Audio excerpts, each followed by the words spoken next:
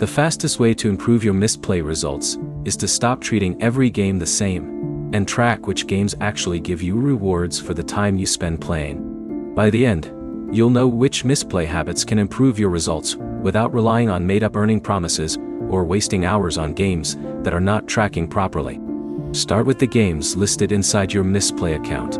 Misplay's available games, offers, earning rates, and rewards can vary by account, location, device, and time. That means a strategy that works for one user may not produce the same result for another. Your first priority should be tracking. When you start a new game through Mistplay, check that your gameplay is being recognized. Play for a short period, return to Mistplay, and verify that the relevant activity or units are updating. If the game is not tracking, do not keep playing for hours hoping the units will appear later. Use Misplay's troubleshooting options first. Next, compare games based on time, rather than just the headline reward. Keep a simple note showing the game you played, how long you played it, and how many units you earned. After several sessions, you can see which games give you better results for your actual playtime. This is more useful than assuming the game with the biggest displayed reward is automatically the best choice. Also pay attention to milestones and qualifying objectives shown inside Mistplay. If a game offers rewards for reaching specific levels or completing certain activities, read the requirements before you start. You can then decide whether the objective is realistic for the amount of time you want to spend. Do not uninstall and reinstall games randomly. Misplay's tracking system can depend on how the game was installed and launched.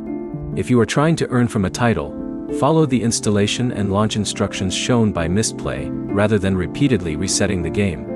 Another useful habit is checking the shop before you invest significant time. Misplay's available rewards can change, and your options can depend on your region and account.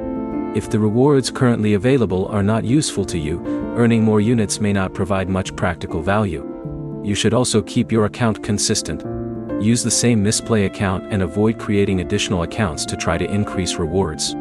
If you have an account or tracking issue, use Mistplay support instead. Finally, measure your results over time. Track your total playtime, units earned, and the reward value you can actually redeem. Then calculate your personal return per hour. That number tells you whether Mistplay is worth continuing far better than a generic claim about how much someone else earned. So the biggest Mistplay tips are simple.